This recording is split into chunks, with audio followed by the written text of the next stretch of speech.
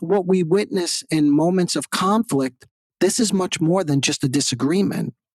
Disagreement can be healthy, but this is a form of what we call in my field, the field of psychoanalysis, as quote unquote anti-relating.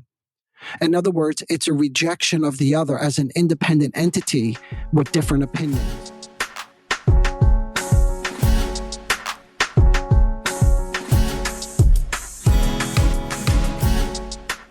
Hello, everyone. Welcome to the Narcissism Decoder. I'm your host, Dr. Anthony Mazzella. The question I want to raise today has to do with narcissistic relationships and why it feels to you that the narcissist in your life becomes so devaluing or so abusive. One key element frequently missed in discussing narcissism is the concept of self-other differentiation. This idea is critical, but at the same time can be so subtle that it goes undetected and therefore unaddressed. Yet, it plays a pivotal role in the dynamics of relationships, particularly in those characterized by narcissism. Understanding this is key to comprehending how it can both undermine and shape the nature of narcissistic relationships. Okay, so let's get right into this, because you may be asking, what am I talking about? What is this self-other differentiation? And what does this mean? This refers to your ability to recognize and maintain a distinction between your thoughts, feelings, and experiences and those of others, and to appreciate the thoughts and feelings of another even when they are different or at odds with your own thoughts. And that's really the critical ingredient right there. Imagine a couple who decided to work on a home renovation project together.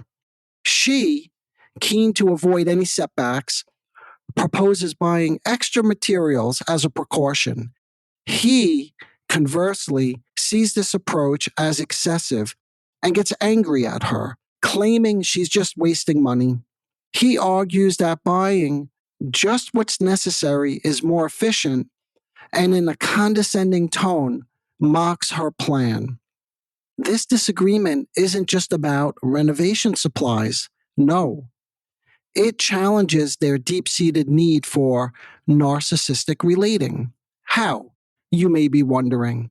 When asked about their relationship, this couple described constantly oscillating between it's great, it's wonderful, it's amazing, or alternatively, they described, in essence, that they're at each other's throats, they're arguing, they're fighting. I am proposing that you try to consider that these drastic shifts can be understood through the lens of narcissistic relating. Their relationship thrives when things are great and wonderful. And only then are their narcissistic needs being met. He, for instance, requires constant attention and admiration. So her different opinion about the supplies for the project feels like a denial of the validation that he seeks and that he needs. So that's why he gets angry. Because to him, when she has a different approach to the project, he gets angry because he feels invalidated. And as soon as he gets angry, she can't tolerate that for 1 second and must counterpunch immediately and double down on her own reality, which is the project should be done in a way that they get the extra supplies. Neither one of them at this moment can hear the other. There is a difference of opinions, but due to a deficiency in self-other differentiation, this difference in opinion, a difference, whatever, in the plan, it's anything, any difference. That's what I'm trying to drive home. In the plan, an opinion, a feeling, this fosters a separation between them, and this is intolerable.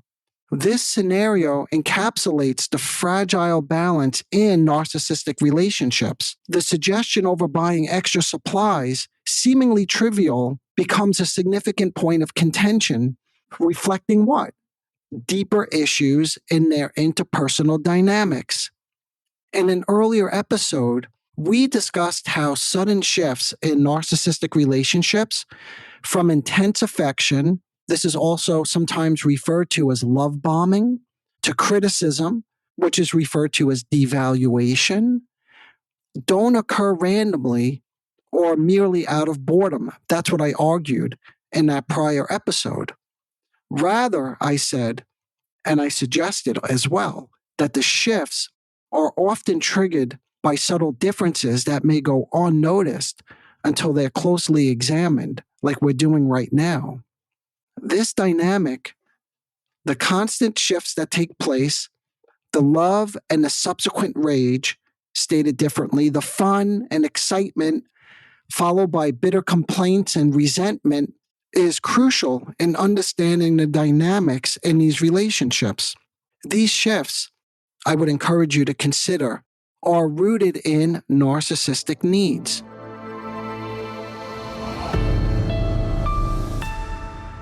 Let's continue with the example. His sense of self, I mentioned, is heavily reliant on receiving constant attention, admiration, and acknowledgement from her. The moment these quote unquote supplies are threatened or are unavailable, as seen when she suggests a different approach to their project, that's the supplies that are missing, by the way, just her different approach to the project. And we know the supplies go missing because immediately there's a significant shift in his behavior. Remember, I said he becomes condescending. What we witness in moments of conflict, this is much more than just a disagreement.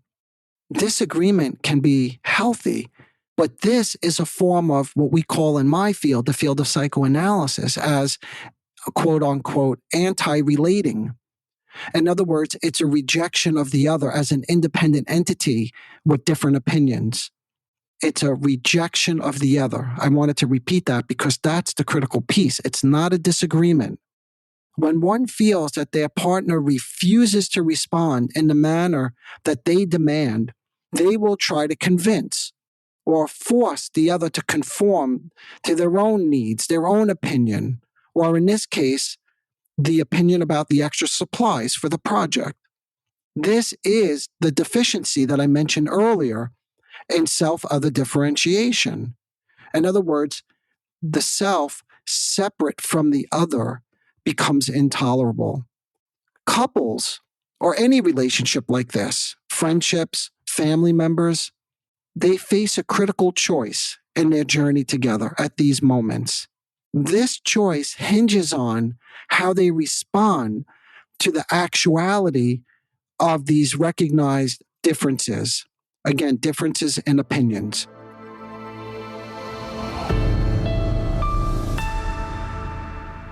What is the origin of narcissistic relating? To understand this mode of relating and where it comes from, it's important to touch upon its origins. Psychoanalytic theory suggests that narcissistic relating may stem from a basic failure in significant early relationships.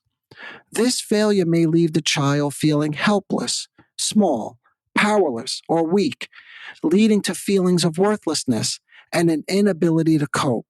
When one has their own deep-rooted insecurities later in life, this can play out in any number of different ways. There may be a strong need to please and a desire for perfection. This reflects a deeper psychological need to create an environment where, in this example of purchasing the extra supplies for the renovation, she feels secure and in control, a likely compensation for instability or unpredictability experienced in her early childhood. Her pursuit of perfection and control is, in a way, her method of seeking validation and love. And this parallels his need for admiration and constant confirmation of his own.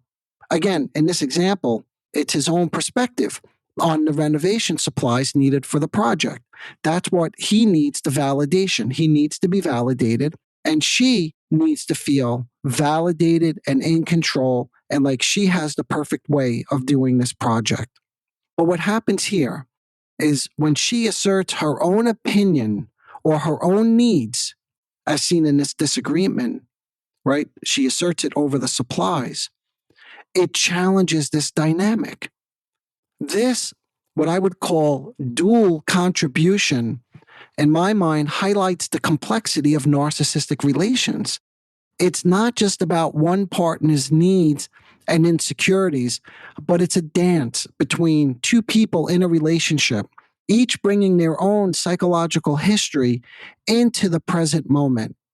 Difficulties in relationships emerge when cracks appear in this shared fantasy of oneness. As inevitable disappointments begin to surface, there's a clash between reality and illusion. What does that mean?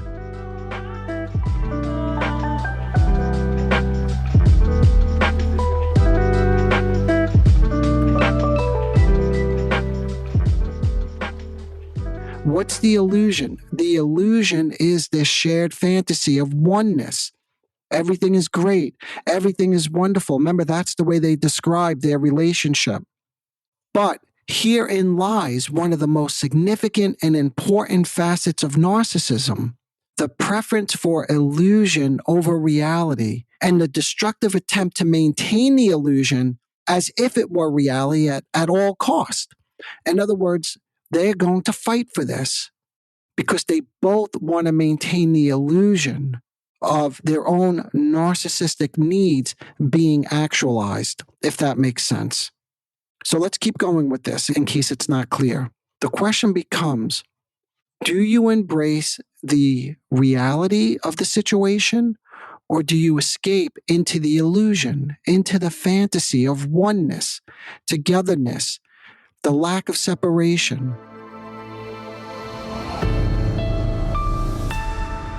One path you might choose is to deny any differences and turn away from the partner, such as leaving, withdrawing, becoming quiet, because you could go into your own narcissistically preoccupied world.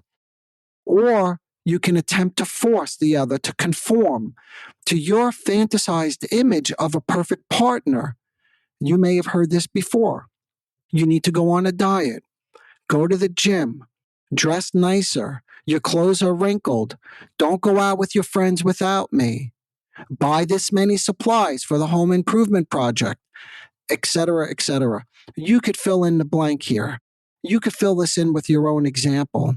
But all of these are ways to attempt to force. These are all an attempt to force the other person to conform to an image that you have of them in your mind.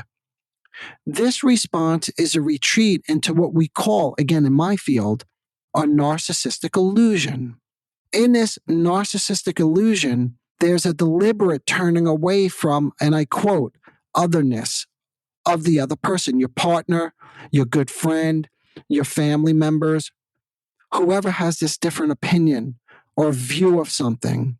This isn't merely a rejection of the partner's different opinion or needs, but it's a broader refusal to engage with their genuine identity. See, so we could go even a little bit further here, right? Because before we said it's not just pulling away from somebody, but it's not recognizing them as a separate person.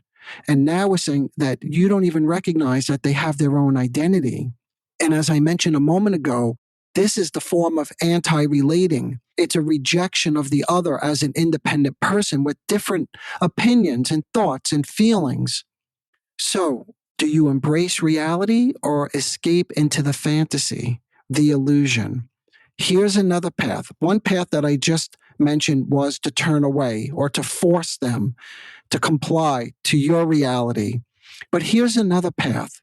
You can choose to embrace these differences, initiating a journey of genuine discovery about who the other person truly is. This path leads to a deeper understanding and acceptance of each other beyond the superficial layers of narcissistic needs and expectations, of course. In my practice with these individuals or couples, the goal of treatment, that which leads to transformation and lasting change, is to develop a growing capacity to tolerate differences This growth arises from an increasing awareness of their previous incapacity to accept these differences. In other words, you have to first be able to recognize how difficult it is for you to accept somebody has a different opinion. And this is no easy task. So the first step is just recognizing how intolerable it is. For instance, in the home renovation example that I just gave, he needs to realize that she's not an extension of himself, existing solely to agree with his correct, his right, his wonderful opinion and suggestions on the project. And by the way, they're always correct and right and wonderful because you always have the right answers. In the same way, she must understand that her striving for perfection and control, as I mentioned earlier, is a defense against deeper fears and insecurities. In other words, it's not just about purchasing extra supplies. A critical aspect of change involves addressing what I referred to earlier as the narcissistic illusion, the illusion of oneness together without any separation or difference. I hope I made it clear that illusion is a desire deeply ingrained in both participants engaged in a narcissistic relationship. That's the dance that I mentioned a little bit earlier. This longing is destined to be unfulfilled, as reality can never match the perfection of fantasy.